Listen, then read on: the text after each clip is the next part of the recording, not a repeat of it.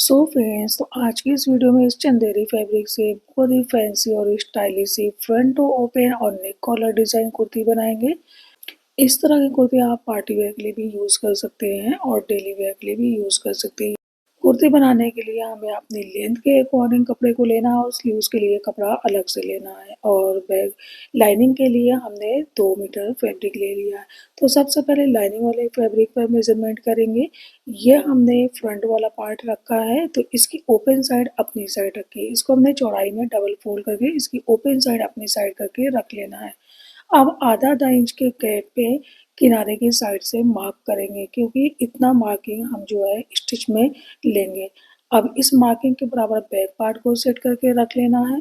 तो back part का fold वाला साइड इस मार्किंग पे रखेंगे और अब सबसे पहले ऊपर से सीधी लाइन ड्रॉ करके इसे कट कर लेंगे, ताकि हमारा फ्रंट और बैक दोनों पार्ट बराबर हो जाए। अब बैक पार्ट के अकॉर्डिंग मेजरमेंट करेंगे, तो 7 इंच शोल्डर की विड्थ के लिए मार्क करेंगे यहाँ पे और 3 इंच नेक की विड्थ के लिए मार्क कर लेंगे। आधा इंच शोल्डर को स्लोप डाउन कर लेंगे।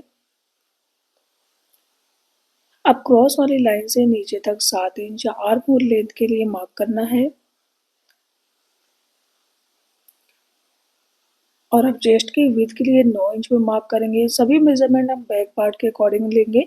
यहाँ पे जो हमने चौड़ाई ली है बैक पार्ट के अकॉर्डिंग, अब इसका हाफ लेंगे और आर्म राउंड का शेप कर लेंगे। और अब वेस्ट लेंथ के लिए 7 इंच पे ही मार्क करेंगे और 8 इंच वेस्ट की विड्थ प्लस 1 इंच स्टिचिंग का मार्जिन लेते हुए इस तरह से क्रॉस लाइन बनाएंगे। और अब जो हमारे कपड़े की लेंथ है उतना ही हम आगे की तरफ इंची टेप घुमाते हुए गोलाई में मार्क कर लेंगे। पहले डॉट डॉट मार्क करेंगे और अब सभी निशानों को मिलाते हुए गोलाई का शेप बना लेंगे। वेस्ट लाइन से कॉर्नर तक ए लाइन शेप में मार्किंग कर लेंगे। यहाँ पे कर्व शेप बनाएंगे और अब इस लाइनिंग वाले फैब्रिक पे ए लाइन कुर्ती की कटिंग कर लेंगे। लाइनिंग के लिए हमने रिबॉन फैब्रिक लिया था और ये कुर्ती हम मीडियम साइज गर्ल्स के लिए बना रहे हैं। मतलब कि मीडियम साइज जो होती है वही 18 से 20 साल 22 साल गर्ल्स के लिए। लंबाई आप अपने चॉइस के अकॉर्डिंग रख सकते हैं। अब सभी यहाँ पे हम छोटे छोटे कट लगा लेंगे और अपना ऊपर वाला पार्ट लेंगे। तो ये हमने फ्रंट पार्ट के लिए रखा है। इसकी ओपन वाली साइड अपनी साइड रख ली है। अब फ्रंट पार्ट को लेंगे और यहाँ पर इसको एक बराबर सेट कर लेंगे। तो किनारे किनारे से हमें इसको बिल्कुल अच्छे से सेट कर लेना है और अब इसी के बराबर हमें इसको कट कर लेना है। लेकिन हम यहाँ पे पहले नेक की मेजरमेंट करेंगे। तो 3 इंच डीप नेक के लिए मार्क कर लेंगे और विड्थ हमने पहले ही 3 इंच पे मार्क कर लिया था, कट लगा लिया था। और फ्रंट आर्म होल के आधा इंच डीप मेजरमेंट करके इसको भी एक साथ ही कट कर लेना है। अब अपर वाली लेयर और लाइनिंग वाली लेयर दोनों को साथ में लेते हुए आर्म होल की कटिंग करेंगे। साइड से अगर आपके पास कपड़ा एक्स्ट्रा हो तो आप अपर वाली लेयर को थोड़ा और बढ़ा सकते हैं साइड से, मतलब घेर को। और अब साथ ही साथ नेक की भी कटिंग कर लेना है। अब दोनों पार्ट को अलग अलग रखेंगे इस तरह से और इसके ऊपर अपर वाली लेयर को सेट करके रखेंगे। इसे हमें फैब्रिक ग्लू लगा करके पेस्ट करना होगा। तो फ्रंट की स्लिट वाली साइड इसे हम पूरा पेस्ट करेंगे और साइड साइड वेस्ट लाइन तक पेस्ट करना है। इस तरह से हम इसको ग्लू लगा करके पेस्ट कर लेंगे, तो इसकी स्टिचिंग में बहुत ही आसानी होगी। और अब बैक पार्ट की भी कटिंग करेंगे। तो इसकी फोल्डेड साइड हमने अपनी साइड रख लेना है और इस लाइनिंग के बराबर अपर लेयर को कट कर लेना है। यहाँ पे हमें आर्म होल की अलग से डीप कटिंग नहीं करना है। नीचे से हमने अपर लेयर को 2 इंच एक्स्ट्रा रखा हुआ है। अब बैक नेक की भी मेजरमेंट करेंगे। 1 इंच इसको डीप मार्क करेंगे और 3 इंच जो हमने विड्थ रखी थी वहां तक इसको मार्क करके कट कर लेना है। सेंटर पे छोटा कट लगाएंगे। अब इसको भी ओपन करेंगे और इसको भी वेस्ट लाइन तक ऊपर तक पेस्ट कर लेना है। नीचे हम इसको ऑलरेडी फोल्ड कर लेंगे, उसके बाद स्टिचिंग करना स्टार्ट करेंगे। साइड से इतना कपड़ा हमारा बचा हुआ है, इसमें से हम स्लीव्स की कटिंग करेंगे। तो यहाँ से इसको कट करेंगे और स्लीव्स की कटिंग करेंगे। इस तरह से हमने इसको यहाँ तक पेस्ट कर लिया है। हमें नीचे तक इसको टोटल पेस्ट नहीं करना, ओनली वेस्ट लाइन तक ही इसे पेस्ट करना है। ये हमारी अपर लेयर है, इसको भी हमने फ्रंट की साइड से पूरा पेस्ट किया है, लेकिन वेस्ट की साइड से ओनली वेस्ट लाइन तक ही इसको पेस्ट किया है। नीचे से हमने दोनों लाइनिंग वाले पार्ट को फोल्ड कर लिया था, बैक और फ्रंट दोनों को। अब शोल्डर से इसको ज्वाइन करना है। इससे पहले हम इसको यहाँ से यहाँ तक स्टिच करेंगे और लूप अटैच करेंगे और कपड़े को फोल्ड करके स्टिच करेंगे, मतलब फ्रंट स्लिट को फोल्ड करके स्टिच करेंगे। लूप बनाने के लिए हमने गोल्डन गोटे से इस तरह से रेडी कर लिया है। इसको आयरन करके हमने डबल करके रेडी कर लिया था। अब पहले हम यहाँ पे मार्किंग करेंगे 3 इंच एक्स्ट्रा, तो 6 इंच लेंथ हमारी रहती है नेक की कॉमन तरीके से। अब इस मार्किंग के नीचे से लूप अटैच करना स्टार्ट करेंगे। तो इस लूप को हमें ध्यान से और एक बराबर अटैच करना है। इसकी गैपिंग भी एक बराबर रखना है और इसकी लंबाई भी एक बराबर रखना, मतलब साइड से जो लूप है वो एक बराबर होना चाहिए। ये ना हो कि एक छोटा और बड़ा, इस तरह से इसकी फिनिशिंग खराब हो जाएगी। आप चाहें तो कपड़े से भी लूप अटैच कर सकते हैं, डोरी से भी बना सकते हैं, लेकिन हमारे पास गोटा था सेम कलर का, उस गोटे को हमने डबल करके आयरन कर लिया और इसी से हमने लूप बना लिया। बाद में इसमें बटन्स भी अटैच कर सकते हैं। यहाँ पे तकरीबन हमने 13 से 14 लूप अटैच करना है और 14 से 15 इंच, 14 इंच की लेंथ तक हमने इस शोल्डर से लेके 14 इंच की लेंथ तक हम ये लूप अटैच करेंगे, मतलब वेस्ट लाइन तक हम ये लूप अटैच करेंगे। 14 इंच तक हमने लूप अटैच किया है। अब इसको इस तरह से रेडी करेंगे। अब दोनों पार्ट को लेंगे, दूसरा वाला पार्ट लेंगे और इस दोनों को स्टिच करके ज्वाइन कर लेंगे। अब जहाँ से हमारा लूप अटैच हुआ वहीं से स्टिच को लॉक करके और स्टिच स्टार्ट करेंगे।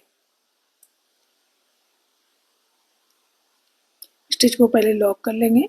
आधा इंच हमने स्टिचिंग का मार्जिन लेना है, उसी हिसाब से हमने लूप को अटैच किया था।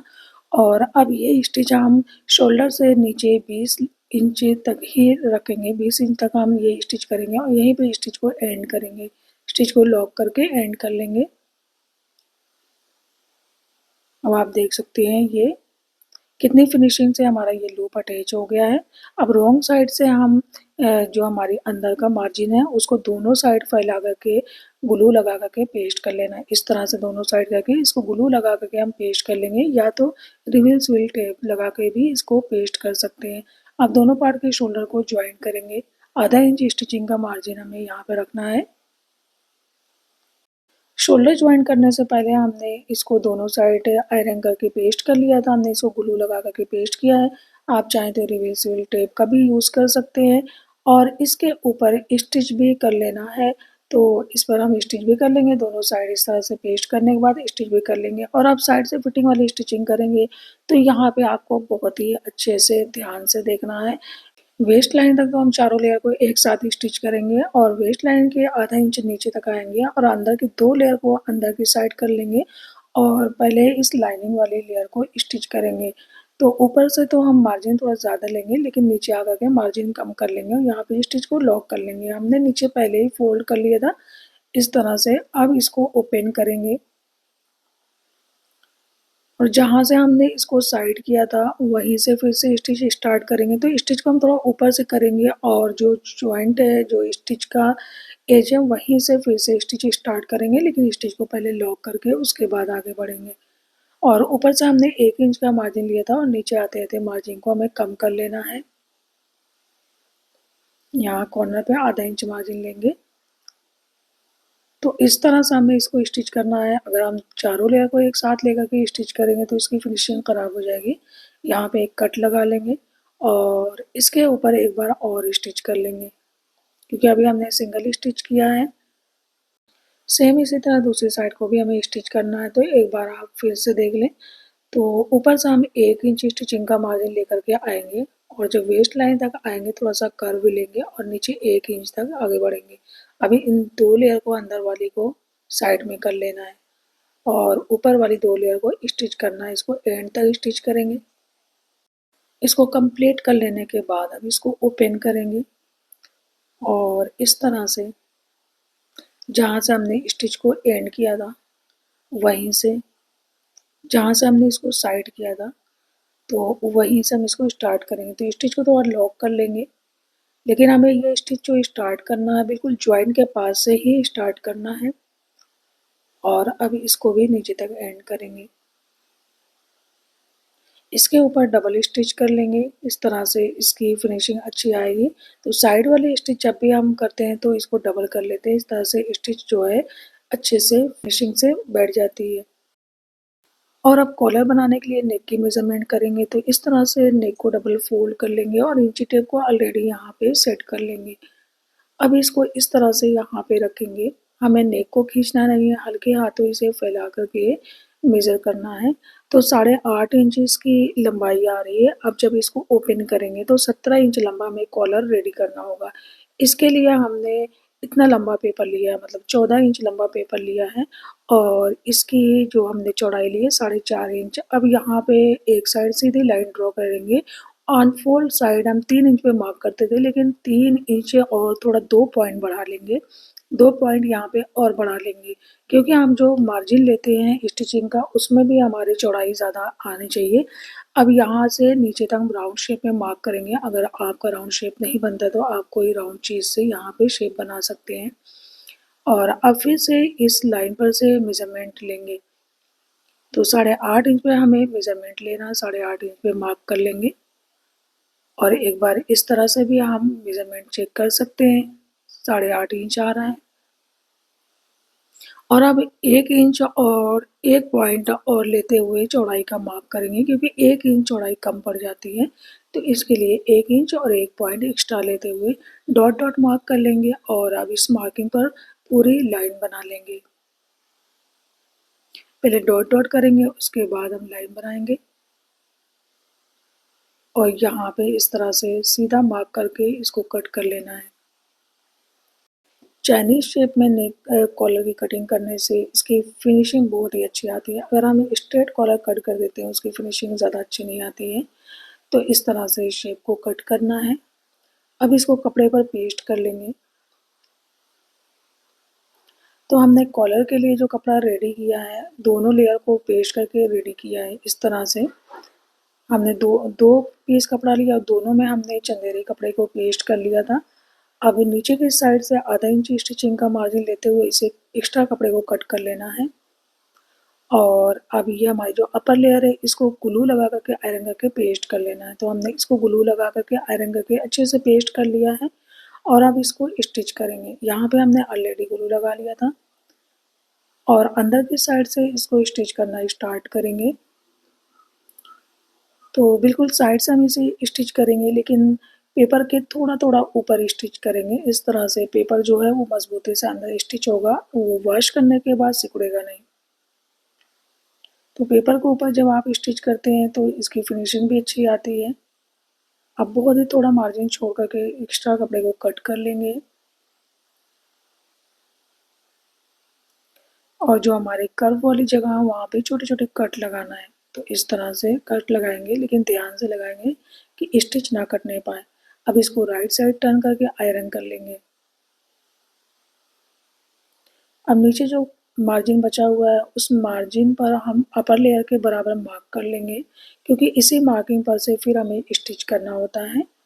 अगर ये मार्किंग हम नहीं करेंगे तो स्टिच हमारी थोड़ा-सा भी दाएँ-बाएँ अगर हो गई तो फिनिशिंग खराब हो जाएगी। अब इसको डबल करके सेंटर पे मार्क कर लेंगे। दोनों लेयर पे हमें मार्क करना है और यहाँ पे छोटा कट भी लगा लेंगे। अब इसको अपने नेक में अटैच करेंगे तो कॉलर को हम रॉन्ग साइड से अटैच करना स्टार्ट करेंगे, मतलब नेक की रॉन्ग साइड से। और अब राइट साइड से अटैच करना स्टार्ट करेंगे। तो दोनों लेयर को हमें एक बराबर अटैच करना है और पहले नीडल को इंसर्ट कर लेंगे तो दोनों फिक्स हो जाएगा। अब हम हल्के हाथों इसे अटैच करेंगे। कोई भी पार्ट हमें खींचना नहीं है। जो हमने सेंटर पे पिन लगाया था उसके बराबर ही हमें स्मूथली इसे अटैच करना है और इस साइड भी दोनों पार्ट को मिलाते हुए पिन से इसे अटैच कर लेंगे। अगर बिना पिन अटैच किए हुए हम डायरेक्ट स्टिच करेंगे तो कोई भी पार्ट हमारा थोड़ा घट बढ़ सकता है, इसलिए हम 2-3 पिन भी यहाँ पे सेट कर सकते हैं। इस तरह से ये आसानी से और बिना टेंशन के अच्छे से स्टिच हो जाएगा, क्योंकि हमारा ये फैब्रिक भी लूज़ है। एंड तक स्टिच करके इसको लॉक कर लेंगे।